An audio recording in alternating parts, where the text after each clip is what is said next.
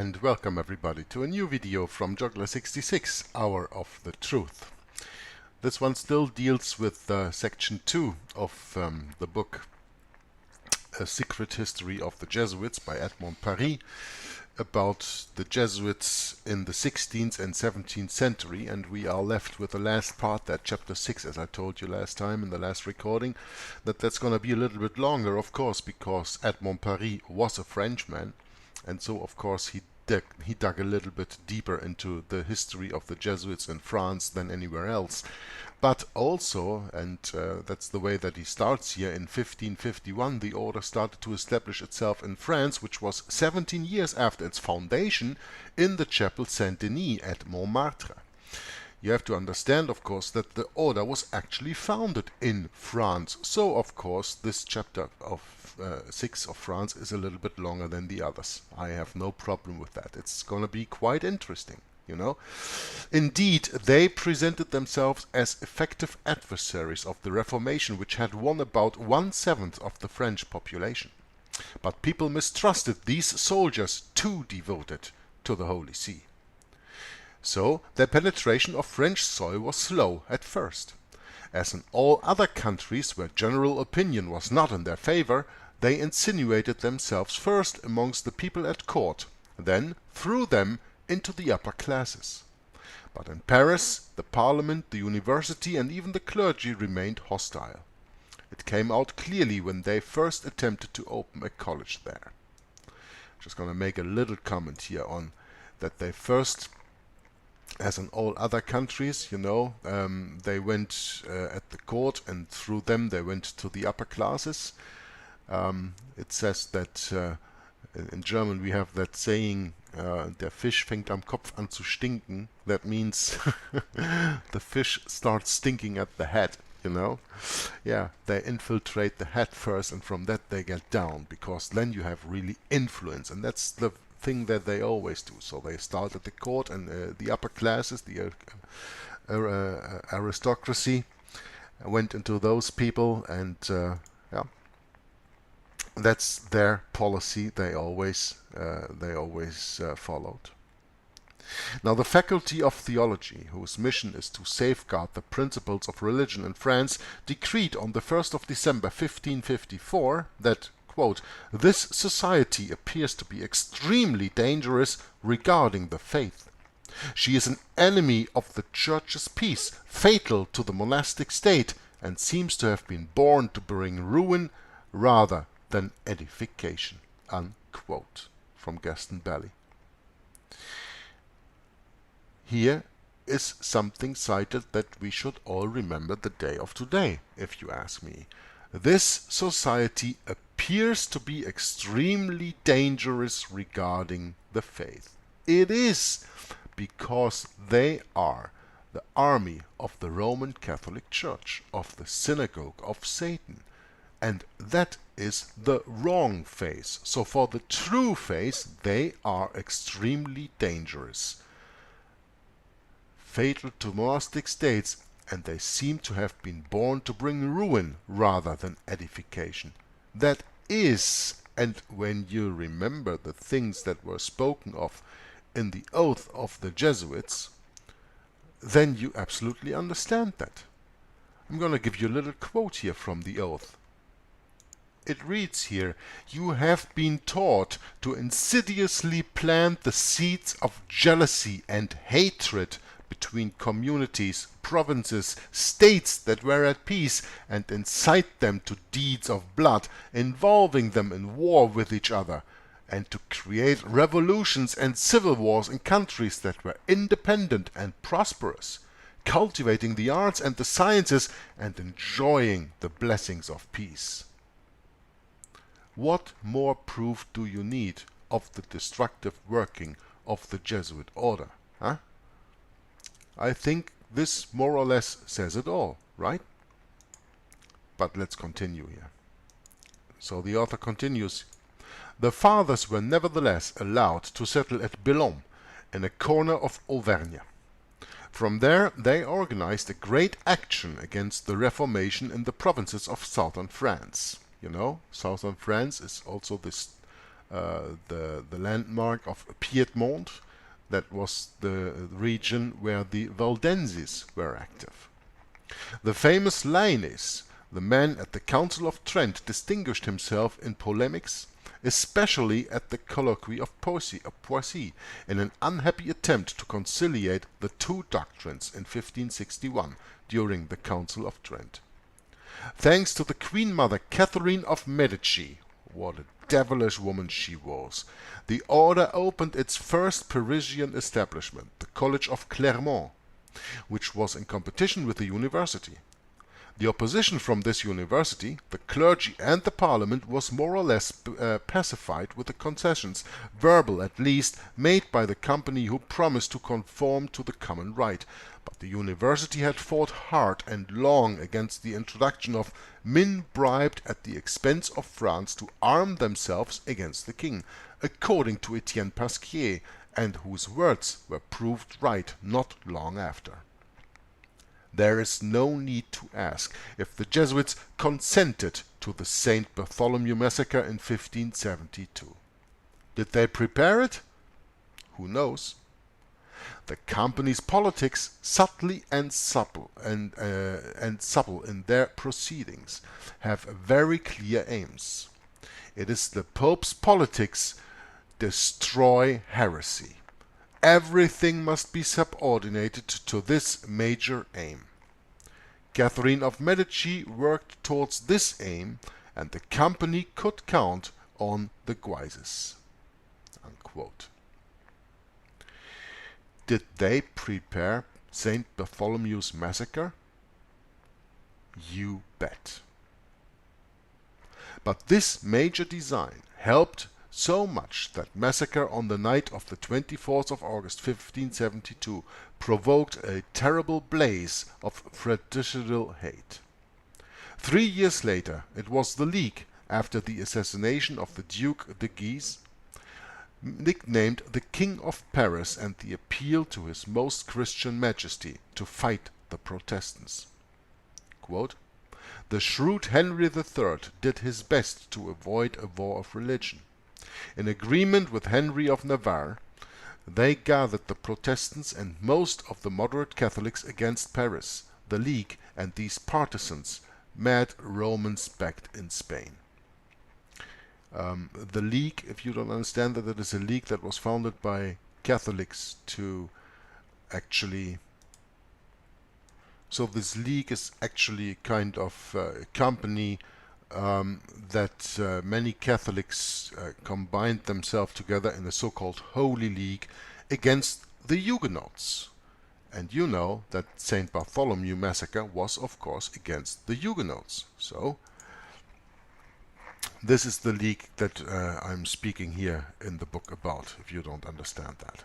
So I'm just going to repeat the last paragraph. "The shrewd Henry III did his best to avoid a war of religion.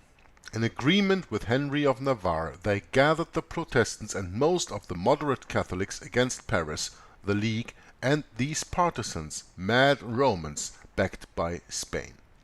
So the League are not moderate Catholics. That's why they are mentioned here again. "The Jesuits, powerful in Paris, protested that the King of France had surrendered to heresy. The directing committee of the League deliberated at the Jesuits' house in the street Saint-Antoine. Was Spain holding Paris? Hardly. Was the League holding Paris? Well, the League was only an instrument in skillful Jesuit hands, let me say. This company of Jesus, who had been fighting in the name of Rome for 30 years now, this was Paris's secret master. So Henry III was assassinated. As the heir was a Protestant, the murder seemed at first glance to have been for other than political reasons. But is it not possible that those who planned it and persuaded the Jacobin Clément to carry it out were hoping for an uprising of Catholic France against the Huguenot heir? The fact is that a little later Clement was called an angel by the Jesuit Camelet, and Guignard, another Jesuit who was eventually hanged, gave his students as a means of molding their opinions tyrannical texts as subjects for their Latin exercises. Amongst other things, these school exercises contained this, quote, Jacques Clement has done a meritorious act inspired by the Holy Spirit. If we can make war against the king, then let us do it. If we cannot make war against him, then let us put him to death. Unquote. And this, we made a big mistake at the St. Bartholomew.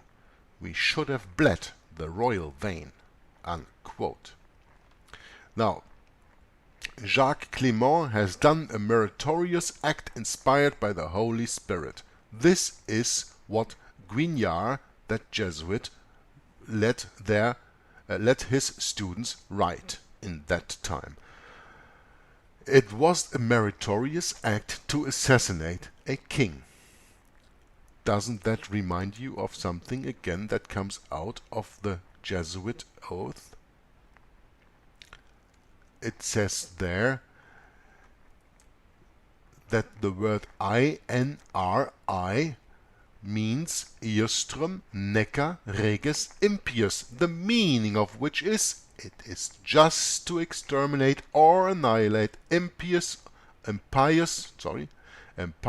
or heretical kings, governments or rulers. You see this all over the place, all over the actions of the Jesuits. And then there are some people who say the Jesuit oath is a hoax. Well, I do not agree, because when you see their works, everything points to the actions written down in these oaths. We made a big mistake at St. Bartholomew. We should have bled the royal vein. When you write something like this against your own king, isn't that treason? And that are reasons for why Jesuits were sometimes, much too seldom, persecuted and hanged because of treason.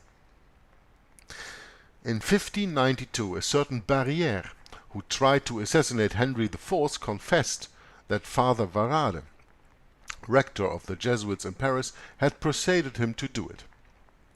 In 1594, another attempt was made by Jean Châtel, former pupil of the Jesuits, who had heard his confession just before carrying it out. Now listen. It was on that occasion that the previously mentioned school exercises were seized at the house of Father Guignard. Quote, "The father has hanged at Grève, while the king confirmed an edict of Parliament banishing the sons of Loyola from the kingdom as corrupters of youth, disturbers of public peace, and enemies of the state and crown of France." Now the edict was not carried out fully, and in 1603 it was revoked by the king against the advice of Parliament. Aquaviva, the general of the Jesuits at that time, had been clever in his maneuvers and led King Henry IV to believe that the order re-established in France would loyally serve national interests. Aquaviva had been clever in his maneuvers and led King Henry IV to believe that the order of the Jesuits, which was re-established in France, would loyally serve national interests? How dumb can you be as a king not to understand that the Jesuits always only work, like all Catholics by the way, for the gain of the Roman Catholic Church? They pay their first allegiance to Rome, not to the country they live in, not to the country they are supposed to serve. But Aquaviva, the general of the Jesuits, led King Henry IV to believe that the order would loyally serve national interests.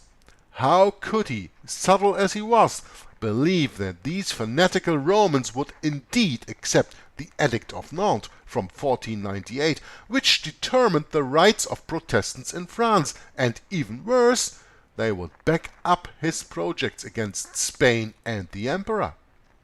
You know, the Edict of Nantes is maybe something that you have not heard about, but that was a contract between the ruling powers and the Protestant, the Huguenots, that they could live out their religion freely.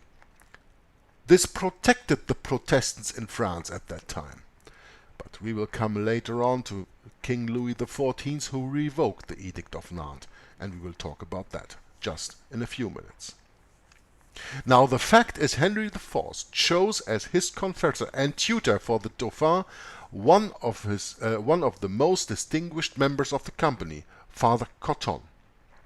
On the 16th of May 1610, on the eve of his campaign against Austria, he was murdered by Ravaillac, who confessed, listen closely, having been inspired by the writings of Father Mariana and Suarez. These two sanctioned the murders of heretic tyrants or those insufficiently devoted to the papacy's interests.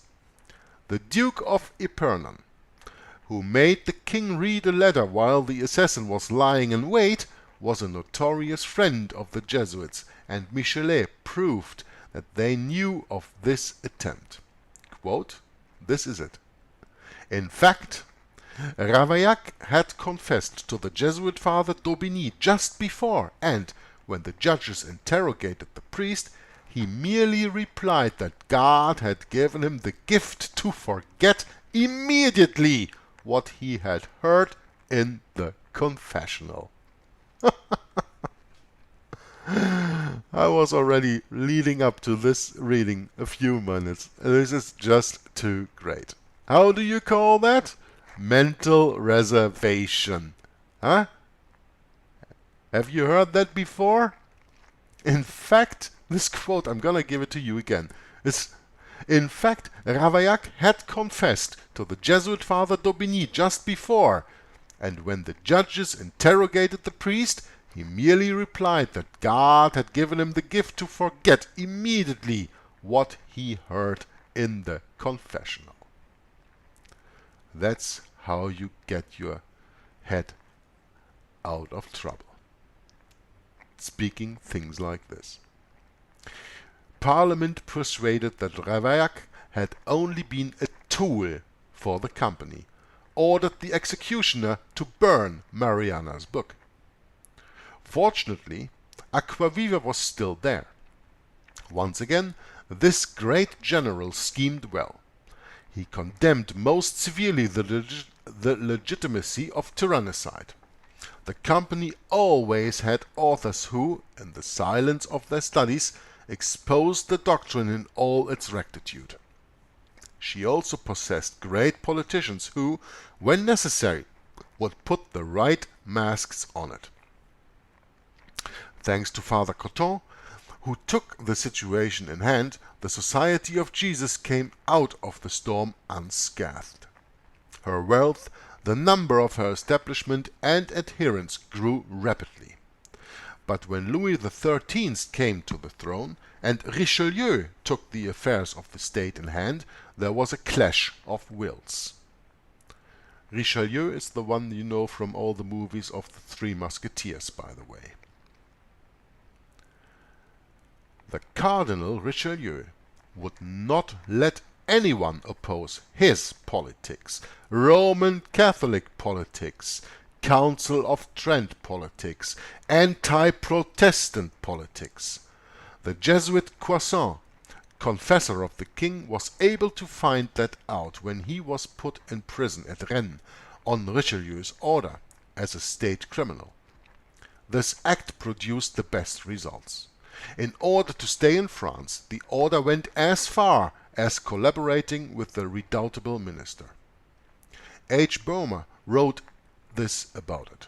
Quote, the lack of consideration for the Church always shown by the French government since Philippe le Bel in the conflicts between national and ecclesiastic interests had been, once again, the best politics. Unquote.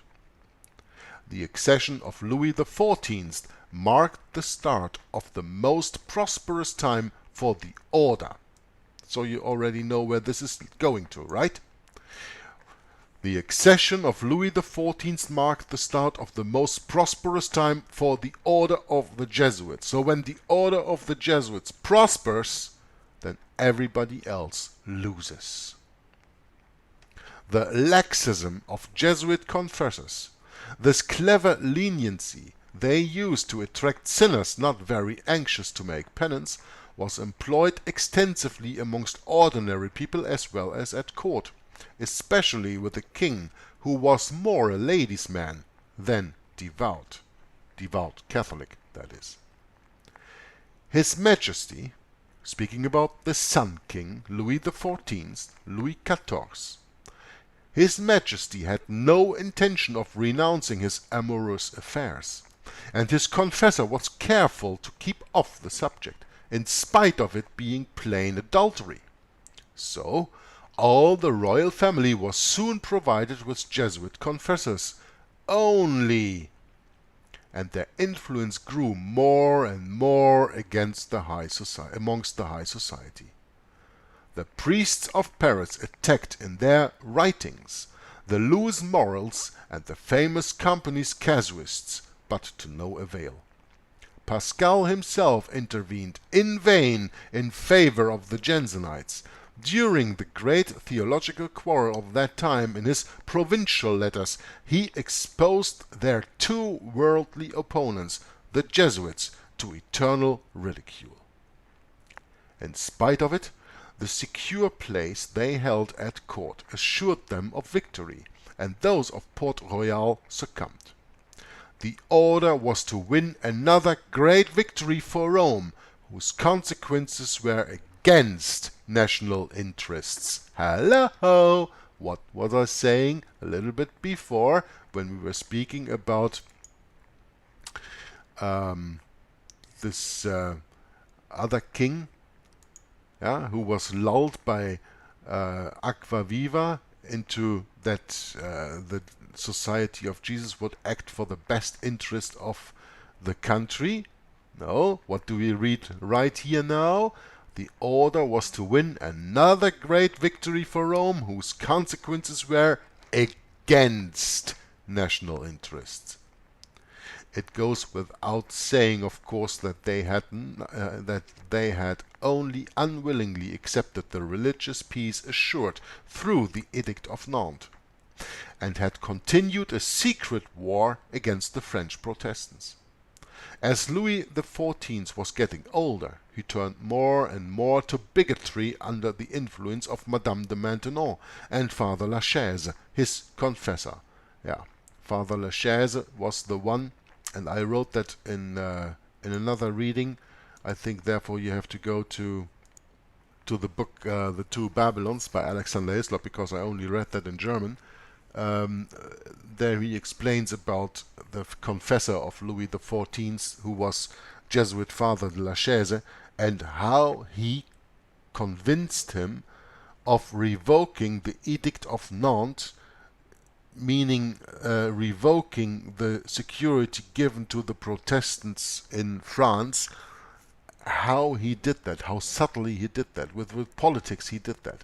You can read that in Alexander Hislop's The Two Babylons. I'm not going to read that here, but I read that in German. So if you want to know more about Father Lachaise, look that up in the book. You can, well, I'm just going to read to you that little part of Alexander Hislop's The Two Babylons on page 127. I got that here.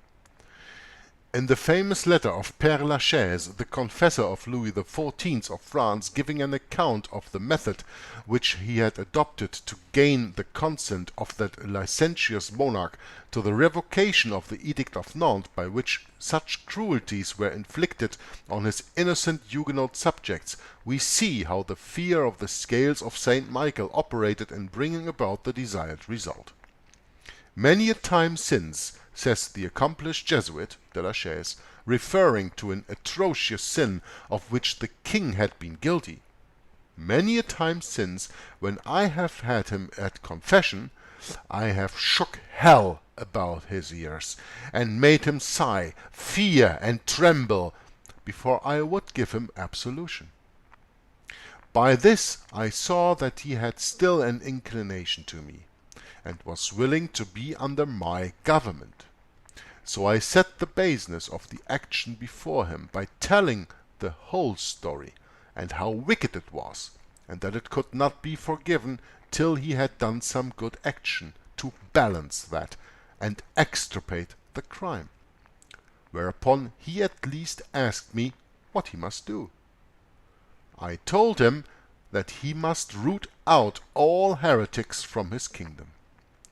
This was the good action to be cast into the scale of Saint Michael the Archangel to balance his crime. The king, wicked as he was, sore against his will consented. The good action was cast in, the heretics were extirpated, and the king was absolved. But yet the absolution was not such but that, when he went the way of all the earth, there was still such to be cast before the scales could be fairly adjusted. Thus paganism and popery alike make merchandise of the souls of men. But the point that I want to make, and this is probably at another part in this book where it stands in, is that de la Chaise, the confessor of Henry XIV, told the king to do this action against the Protestants because he said they were lost anyway, so he would do God a service when he persecuted and killed the Protestants. He would actually do God a service, and that's why the king consented. That is how Father Lachaise, the confessor of Louis XIV, worked the politics to get the Edict of Nantes revoked. As Louis XIV was getting older, I repeat this sentence here another time now, he turned more and more to bigotry under the influence of Madame de Maintenon and Father Lachaise, his confessor. In 1861 they persuaded him to restart the persecution against the Protestants, and I just explained to you how. Finally, on the 17th of October 1685, he signed the revocation of the Edict of Nantes, making those of the subjects who refused to embrace the Catholic religion outlaws. Soon after, to accelerate the conversions, those famous Dragonites started. That sinister name became part of all subsequent attempts to proselytize by fire and chains. While the fanatics cheered, the Protestants fled from the kingdom en masse. According to Marshal Vauban, France lost in that way 400,000 inhabitants and 60 million francs. Manufacturers, merchants, ship owners, skillful artisans went to other countries and brought them the benefit of their abilities. 17th of October 1685 was a day of victory for the Jesuits, the final reward for a war which had gone on for 125 years without respite, but the state paid the cost of the Jesuits' victory. The depopulation, the reduction of national prosperity were the acute material consequences of their triumph, followed by a spiritual impoverishment which could not be cured, even by the best Jesuit school. This what France suffered and the Society of Jesus had to pay for very dearly later. Does that remind you of what the United States of America has become? The more power the Society of Jesus gains in the United States of America, the more that country goes into oblivion, into debt, doesn't produce anymore. The state has to pay the cost for the Jesuits' victory, and that's in America today, 2016, exactly the same as it was here in the 17th century in France. It has always been that way where the Jesuits were educating, so-called, the people, where the Jesuits were ruling. But during the century following, the sons of Loyola saw not only France, but all the European countries reject them from their midst. But once again, it was only for a while. And you know, when the Jesuits were thrown out of different European countries. I told you during my reading of Rulers of Evil that you can turn to when you want to understand that. I can't repeat all that here again now. That was only the plan of at that time reigning general of the society, Lorenzo Ricci, to secularize the order. And that's what they did. Very successful. These fanatical janissaries of the papacy had not finished to accumulate ruins in the pursuit of their impossible dream. This finishes section 2, and we're gonna continue now reading on the foreign missions in section 3. Chapter 1 deals with the foreign missions of the Jesuit order in India, Japan and China. And it's quite interesting, I can promise you that. So, hang on for another half an hour or something that I'm gonna read this. The conversion of pagans had been the first objective of the Society of Jesus founder. Even though the necessity to combat Protestantism in Europe involved its disciples more and more, and in political as well as religious action, of which we just gave a short summary, became their main task, they still pursued the evangelization of distant lands. Their theocratic ideal, to bring the world under the Holy See's authority, required that they should go into all the regions of the globe in the conquest of souls. Their theocratic ideal. What is the theocratic ideal of the Jesuit order? The Church to rule the world, the Pope to rule the Church, and the Jesuits to rule the Pope. That is their theocratic ideal. Francis Xavier, one of Ignatius' first companions who, like him, was canonized by the Church, was the great promoter of Asia's evangelization. In 1542, that's when they really started their work, 2 years after their inauguration by Pope Paul III, when they, by negotiations, took over the Inquisition from the Dominicans. In 1542, Francis Xavier disembarked at Goa and found there a bishop, a cathedral, and a convent of Franciscans who, together with some Portuguese priests, had already tried to spread around them the religion of Christ. Yeah, Francis Xavier. You have to understand, dear listener, that Pope Francis did not take his name from Francis of Assisi, as he openly claims, but he surely took his name from Francis Xavier, the one who was the great promoter of Asia's evangelization. Didn't the Pope go to Thailand last year or the year before? I made this little video, The Fleeing Pope. You can look that up. Isn't he evangelize all the world? Isn't he going out in the world to so-called evangelize, Christianize the people, or what he calls Christianity, which is not Christianity, but that's what he does. That's what Francis Xavier did, and that's why Pope Francis 2016 took the name from Francis Xavier of the 16th century. He gave that first attempt such a strong impetus that he was surnamed the Apostle of India. Actually, he was more pioneer and exciter than one who really accomplished something lasting. Fiery, enthusiastic, always on the lookout for new fields of action, he showed the way more than he cleared the ground. In the kingdom of Travancore at Malacca, on the islands of Banda, Makassar and Ceylon, which is Sri Lanka today, his personal charm and his eloquent speeches did wonders, and as a result 70,000 quote-unquote idolaters were converted, especially amongst the low caste.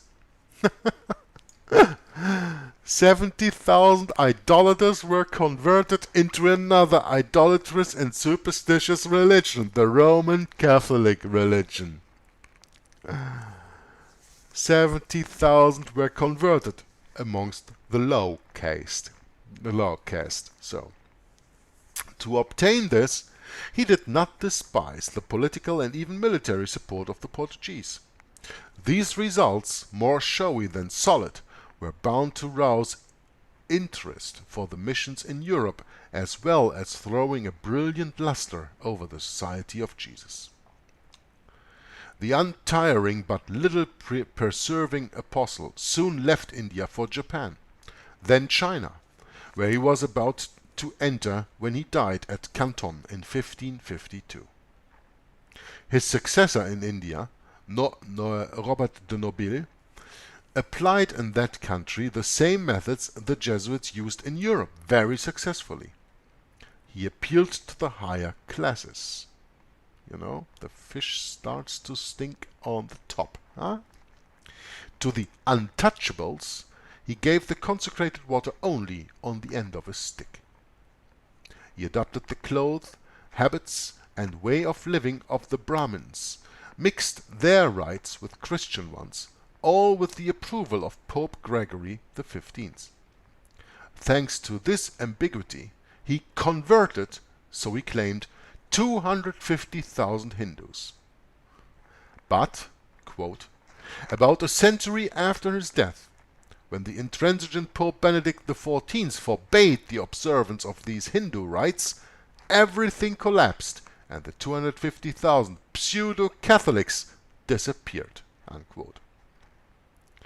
In the North Indian territories of the great Mughal Akbar, a tolerant man who even tried to introduce into his state a religious syncretism, the Jesuits were allowed to build an establishment at Lahore in 1575. Akbar's successors granted them the same favors. But Aurangzeb, who lived between 1666 and 1707, an Orthodox Muslim, put an end to this enterprise. In 1549, Francis Xavier embarked for Japan with 2 companions and a Japanese he had converted at Malacca called Yagiro. The beginnings were not very promising. Quote, the Japanese have their own mortality and are rather reserved. Their past has set them in paganism. The adults look at those strangers with amusement, and the children follow them, jeering. Unquote. Now Yagiro, a native, managed to start a small community of 100 adherents. But Francis Xavier, who did not speak Japanese very well, could not even obtain an audience from the Mikado, that's the emperor. When he left that country, 2 fathers stayed behind, who eventually secured the conversion of the daimos of Arima and Bungo. When this particular one so decided in 1578, he had to be considering the matter for 27 years. The following year, the father settled at Nagasaki, and now it gets interesting when you can think for yourself. The following year, 1579, the Jesuits settled in Nagasaki. Listen what happens over the time here. They pretended to have converted 100,000 Japanese. In 1587, the internal situation of the land, torn apart by clan wars, changed entirely. Quote, the Jesuits had taken advantage of that anarchy and their close relations with Portuguese merchants. Unquote. Hideyoshi, a man of low birth, had usurped power and taken the title of Taiko-sama. He distrusted the Jesuits' political influence, their association with the Portuguese, and their connections with the great and wild vessels, the samurai. In consequence, the young Japanese church was violently persecuted. 6 Franciscans and 3 Jesuits were crucified, many converts were murdered, and the order was banished. Nevertheless, the decree was not carried out. The Jesuits continued their apostolate in secret. But in 1614, the first shogun, Tokugawa Ieyasu, became uneasy with their occult actions, and the persecution started again. Besides, the Dutch had taken the place of the Portuguese at the business counters and were closely watched by the government. A profound distrust of all foreigners, ecclesiastics or laymen, inspired from then on the account of leaders, and in 1638 a rebellion of the Nagasaki Christians was drowned in blood. For the Jesuits, the Japanese adventure had come to an end, and was to remain so for a long time. Now, in 1638, a rebellion of the Nagasaki quote-unquote Christians, Catholics, was drowned in blood. For the Jesuits, the Japanese adventure had come to an end. Now you understand why Nagasaki was chosen as the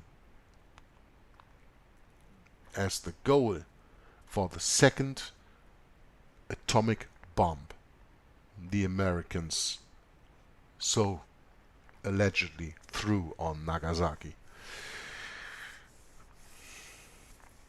That these bombs were probably bombs from the ground and were not bombs thrown by a plane. That is another theory and another thing to go in and to research. But the point is, the Jesuits never forgive, and the Jesuits never forget, and they will take vengeance. And in 1638, in that rebellion, the so-called Christians had a drowned in blood revolution unsuccessfully, and before, as I read to you, different Jesuits were even crucified there in Nagasaki. I tell you that Nagasaki in 1945 was vengeance, was payback for 1638. Now we can read in the remarkable work of Lord Bertrand Russell, Science and Religion, the following racy passage about Francis Xavier, the miracle worker. Before I do that, I have to read to you another quote of Lord Bertrand Russell, if you are not familiar with them. I have here a nice quote and I will read that to you immediately. That is from his work, The Impact of Science on Society, or as the author states it here, Science and Religion. You know, these kind of works. From The Impact of Science and Society, Bertrand Russell, who lived between 1872 and 1970, wrote, quote, "Gradually, by selective breeding, the congenital differences between rulers and ruled will increase until they become almost different species. A revolt of the plebs would become as unthinkable as an organized insurrection of sheep against the practice of eating mutton." Unquote. And the second quote, "Diet, injections and injunctions will combine from a very early age to produce the sort of character and the sort of beliefs that the authorities consider desirable. And any serious criticism of the powers that be will become psychologically impossible." Unquote. This is Bertrand Russell. This Bertrand Russell we read now from a quote here about Francis Xavier, the miracle worker. Quote, "He and his companions wrote many long letters which were kept in them. They gave accounts of their labors, but none of those written in his lifetime made any mention of miraculous powers. Joseph Acosta, the Jesuit who was so much troubled by Peru's animals, expressly denied that these missionaries had been helped by miracles in their efforts to convert the pagans. But soon after Xavier's death, stories of miracles started to abound. It was said that he had the gift of tongues, even though his letters were full of allusions to the difficulties he had to master the Japanese language or find good interpreters. Stories were told of how, when his friends had felt thirsty at sea, he had changed salt water into fresh. When he dropped his crucifix into a sea, a crab brought it back to him. According to a later version, he had thrown the crucifix into a sea to still a tempest. When he was canonized in 1622, it was proved, to the satisfaction of the Vatican authorities, that he had accomplished miracles, as no one can become a saint without them. The Pope gave his official guarantee to the gift of tongues and was particularly impressed by the fact that Xavier had made the lamps burn with holy water instead of oil. This same Pope, Urban VIII, refused to believe Galileo's statements. The legend continued to improve. A biography by Father Bonheur, published in 1682, tells us that the saint had resuscitated 14 persons during his lifetime. Quote, Catholic authors still attribute to him the gift of miracles. In a biography published in 1872, Father Coleridge of the Society of Jesus restated that he had the gift of tongues. Unquote. Judging by the exploits just mentioned, Saint Francis Xavier well deserved his halo. In China, the Sons of Loyola had a long and favorable time with only a few expulsions in between. They obtained this on condition they would work there mainly as scientists and bow to the thousands of years old rite of this ancient civilization. Quote, Meteorology was the main subject. Francis Xavier had already found out that the Japanese did not know the earth was round and were very interested in what he taught them on that and other similar subjects. In China it became official, and as the Chinese were not fanatical, things developed peaceably. An Italian, Father Ricci, was the initiator of it. Having made his way to Peking, he played the part of an astronomer before the Chinese scientists. Astronomy and mathematics were an important part of Chinese institutions. And we all know what the Bible says about astronomy and astrology, right? These sciences enabled the sovereign to date their various seasonal religious and civil ceremonies. Ricci brought information which made him indispensable, and he used this opportunity to speak about Christianity. He sent for two fathers who amended the traditional calendar, establishing the accord between the course of the stars and the earthly events. Ricci helped with lesser tasks as well. For instance, he drew a mural map of the empire, where he carefully put China at the center of the universe. This was the Jesuits' main work in that celestial empire. As for the religion's side of their missions, the interest in it was minute.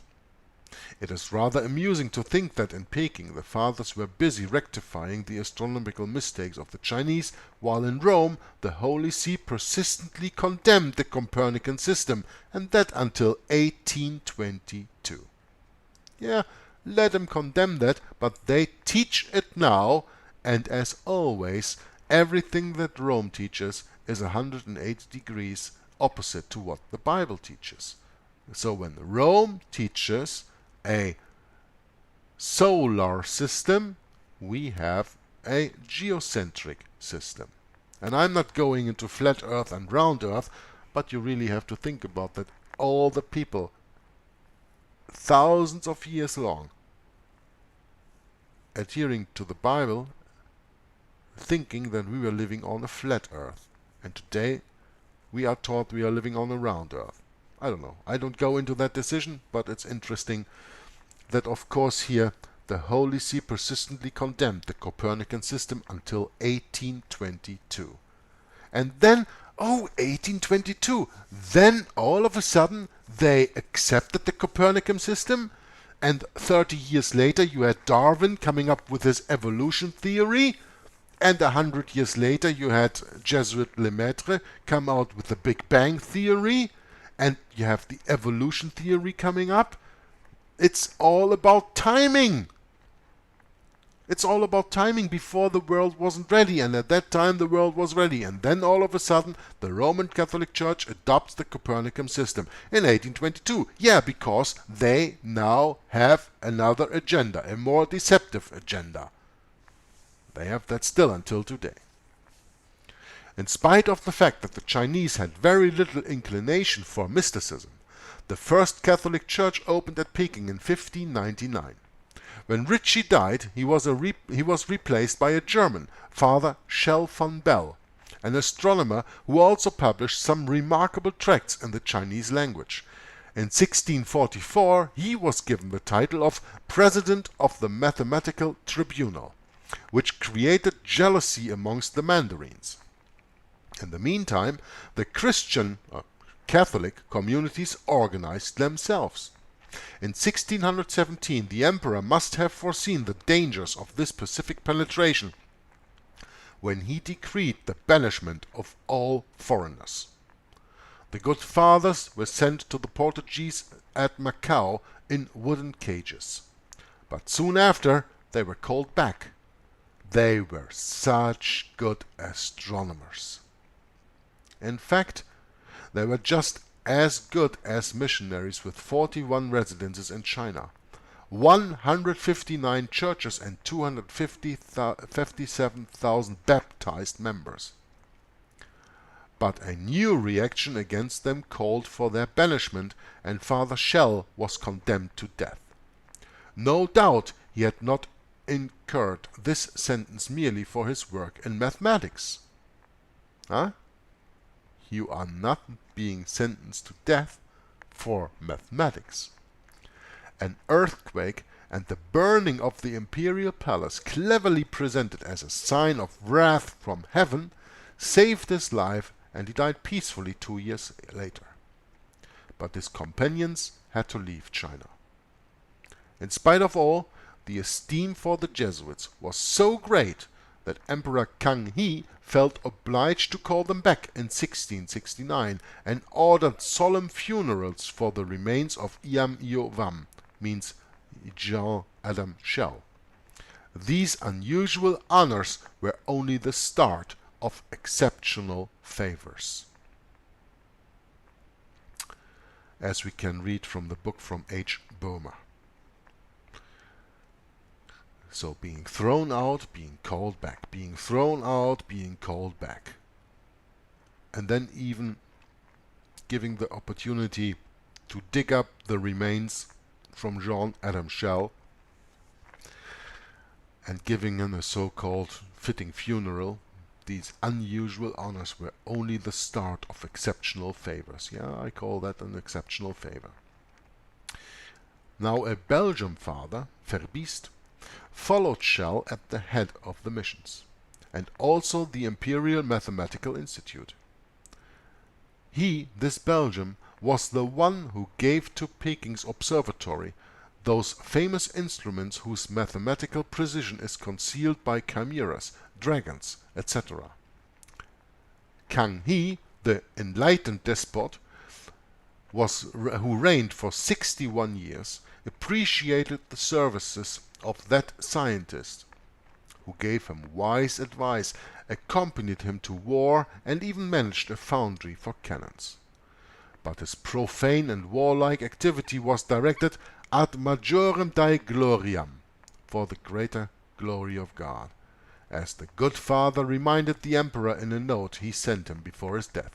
Quote, "Sir, I die happy as I used nearly every moment of my life to serve your majesty. But I pray him very humbly to remember after my death that my aim in all I did was to procure a protector for the most holy religion in this universe, and this protector was you, the greatest king in the East." Unquote. However, in China as in Malabar, this religion could not survive without some artifice. The Jesuits had to bring the Roman doctrine to the Chinese level, identify God with heaven, Tian, or the Changti, emperor from on high. Blend Catholic rites with Chinese rites, accept Confucian teachings, the cult of the ancestors, etc. So what do we just hear? It's about compromising. But it is not about that the Roman Catholic Church is compromising to the Chinese rites, but that the Chinese rites have to compromise to everything the Roman Catholic Church brings into them. The Jesuits had to bring the Roman doctrine to the Chinese level. Identify God with heaven, or the Changti, blend Catholic rites with Chinese rites, accept Confucian teachings, the cult of the ancestors, etc. That is not strange to Roman Catholicism, people, because Roman Catholicism has the same root as this Chinese religion, whatever you want to call it in that case, because they all come from Babylon. Pope Clement XI, who was told of it by rival orders, condemned this doctrinal laxism, and as a result, all the missionary work of the Jesuits in the Celestial Empire collapsed. So, Pope Clement XI thought there was really the Roman Catholic Church for once making amends, the Roman Catholic Church for once making any compromise. That was not possible. So, Pope Clement XI condemned this doctrinal laxism, and as a result, all the missionary works of the Jesuits in the Celestial Empire collapsed. How did it go on? Well, the order also here in China had to secularize, as it did all over the world. And the successors of Kang He proscribed Christianity, and the last fathers left in China died there and were never replaced. Yeah, they were never replaced by fathers, but they were replaced by, when they came back, disguised as secular jobs, you know, bankers, merchants, publishers, etc., etc., as we know from all over the world. And this finishes our introduction in section 3, chapter 1 on India, Japan and China.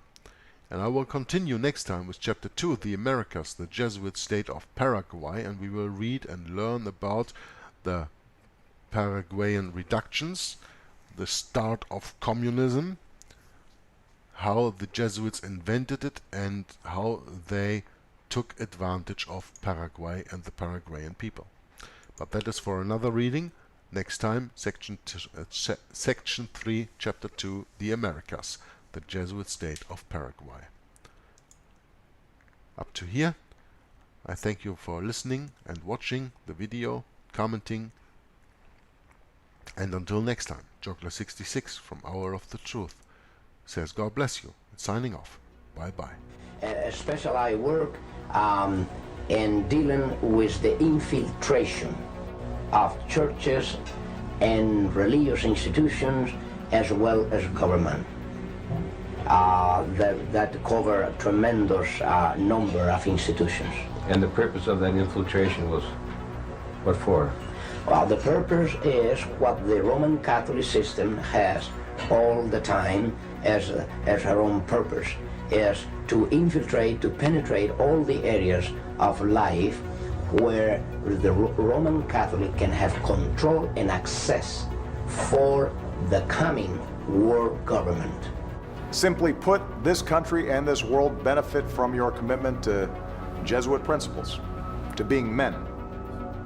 As a graduate of another great Jesuit institution, Xavier University, I have great affection for the value and purpose of a Jesuit education. What that means is, in preparation for that world government, the Roman Catholic institution, especially since the establishment of the Jesuit order in 1541, throughout all these 500 years, they've been in preparation and through infiltration and penetration of every level of society in order to take over the world politically and religiously. What a beautiful day. The Lord has made. Holy Father, on behalf of Michelle and myself, welcome to the White House. There are two doctrines that define very well this dangerous goal of the Roman Catholic institution. Two doctrines define this very well. One is called the doctrine of the apostolic succession, and that is dealing with the papacy. And the other is the doctrine, the temporal power, and that is dealing with world government. Of course, both, because you can see that even the Pope and his own individual office, he meet those requirements. He is not only the head of his church, as he called himself, John Paul II, the present Pope. He said he is the pastor of his church. He is not only that, but he is the head of his state. It is a sign, perhaps, of how far we have come in this country that today's news of formal recognition between the governments of the United States and the Vatican did not create a furor. Once upon a time, it would have. Once upon a time, and not all that long ago, it did. From the time of President Washington, there was the first president to be utilized by the Jesuits. If you were not aware of that, President Washington already was initiated by the Jesuits to bring about the first communication with the Vatican ever known in this country. From there on, President Reagan, to all this time, President Reagan has come to fulfill the greatest moment in the history of this conspiracy.